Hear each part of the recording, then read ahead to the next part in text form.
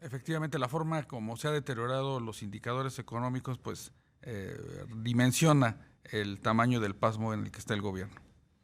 Bueno, vamos ya con nuestro primer entrevistado. Se trata de Jorge Sales Boyoli. Él es socio del bufete de abogados Sales Boyoli, porque pues uno de los temas que apremia mucho al sector empresarial, particularmente este sector, el de las pequeñas y medianas empresas, pues es qué va a pasar con su personal, qué va a pasar con su base laboral, que por lo menos están yendo a su casa, algunos con goce de sueldo, otros no, por un espacio de cuando menos un mes. ¿Quién se va a hacer cargo de ellos? ¿Quién les va a pagar? ¿Cómo van a enfrentar este entorno desde el punto de vista legal las empresas? Te saludamos con mucho gusto, Jorge. ¿Cómo estás? Buenas tardes. Hola, muy buenas tardes. Pues muy ocupado con todos estos frentes que se están abriendo y muy contento de escucharles y escucharles bien. Platícanos qué es lo que pasa por estos momentos por la mente de los empresarios, sobre todo los pequeños y medianos empresarios. ¿Se puede echar mano de convenios flexibles para aligerar esta carga que implica el pago de las nóminas?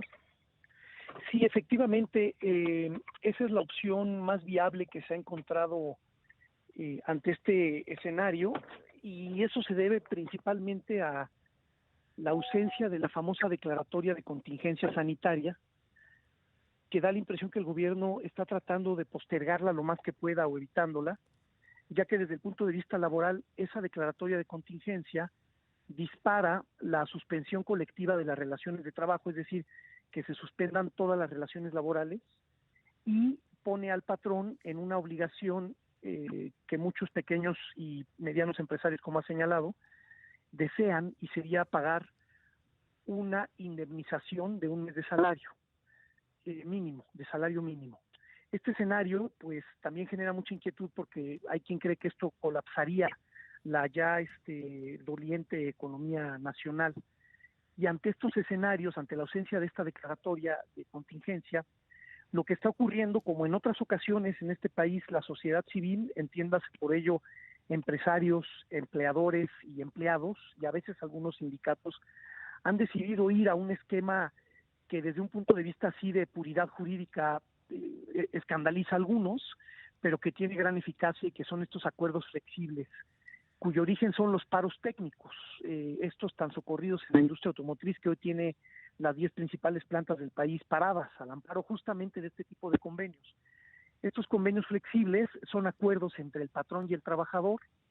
Hay que recordar que el derecho laboral es un derecho social, y entonces por muchos años se exigía el requisito de ir a la Junta de Conciliación, los tribunales laborales, a depositar estos convenios flexibles.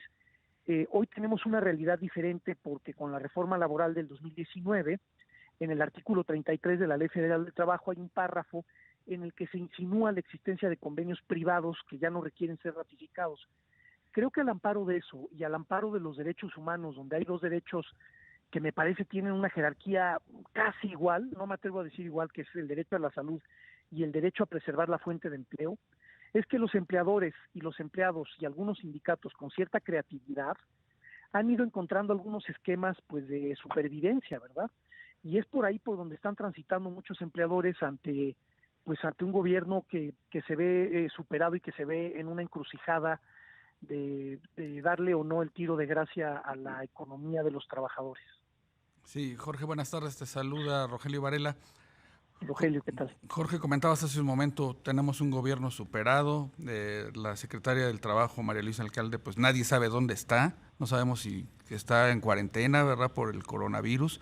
Lo cierto es de que no hay una postura clara de la autoridad, solamente exhortos de buena voluntad para que las empresas pues mantengan el empleo de sus trabajadores cuando la condición económica pues no lo permite.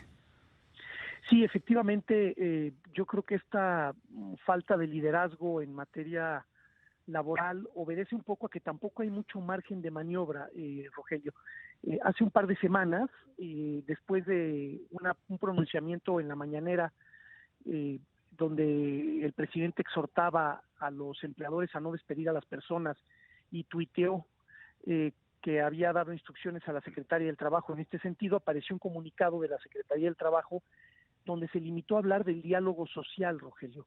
Lo que sea que esto signifique, me da a mí la impresión que pues lo que se quiso decir es un poco arréglense entre ustedes, ¿verdad? Pónganse Sí. de acuerdo ustedes y salvaguarden las fuentes de trabajo. Alguien decía, un colega, y no le falta razón, pues da la impresión que hoy se legisla en las conferencias de prensa y en las redes sociales, ¿verdad?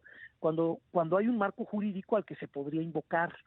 Creo yo todavía con cierta esperanza, espero no ingenuidad, que si tenemos alguna noticia importante en estos días, como parece que va a ocurrir en temas sanitarios, habría alguna salida donde la declaratoria de contingencia sanitaria matizara lo del salario mínimo. Por la forma en que está redactada la ley, ¿hay alguna forma de darle un poquito de salida y a lo mejor no proponer un salario mínimo, sino un salario diferente, ¿verdad? Un salario de solidaridad que pudiera ser mayor al mínimo y encontrar alguna fórmula? Y luego todo el tema de los incentivos, del que ustedes han dado cuenta, más bien sobre la ausencia de incentivos del que ustedes han dado cuenta puntualmente en su noticiero.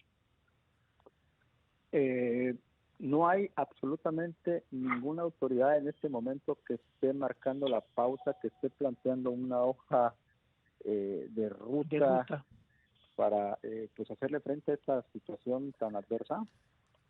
En lo laboral no, a quien hemos oído hablando de temas laborales es este comunicado del diálogo social que les dije, y después hemos escuchado al subsecretario de Salud y al presidente de la Junta, al presidente de la República, pues hacer algunas menciones a lo laboral, pero nada más.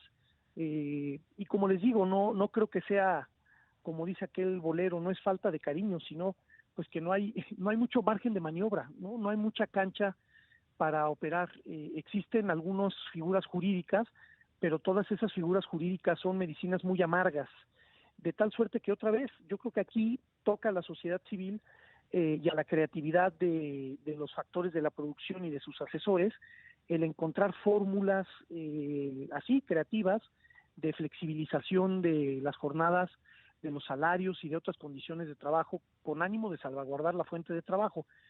Entiendo que lo que se viene es complejo, pero después arrancar toda la maquinaria otra vez, pues va a ser un reto grande en lo laboral. Claro. El pago de prestaciones sociales, Jorge, ¿cómo podría impactarse por esta coyuntura del coronavirus? Bueno, es todo un tema. Fíjate, nada más, hay primero que nada, este artículo 42 bis que habla de la suspensión colectiva de las relaciones de trabajo, el artículo es de la Ley Federal del Trabajo, establece, como les platicaba yo, una consecuencia económica que es el pago de un salario mínimo, un mes de salario mínimo, pero dice como indemnización, Rogelio. Sí. Y que diga indemnización y no salario tiene mucha importancia. La primera razón por la que es importante es que las indemnizaciones no forman parte del salario base de cotización para efectos del pago de cuotas obrero-patronales. Es decir, que durante ese mes, desde un punto de vista estrictamente jurídico, la Seguridad Social dejaría de recibir las cuotas obrero-patronales de todos. Te agradecemos mucho la entrevista, Jorge Sales. Tenemos que irnos a un corte. Muchísimas gracias. Buenas tardes. Que estén muy bien, ¿eh? Hasta luego. Hasta pronto.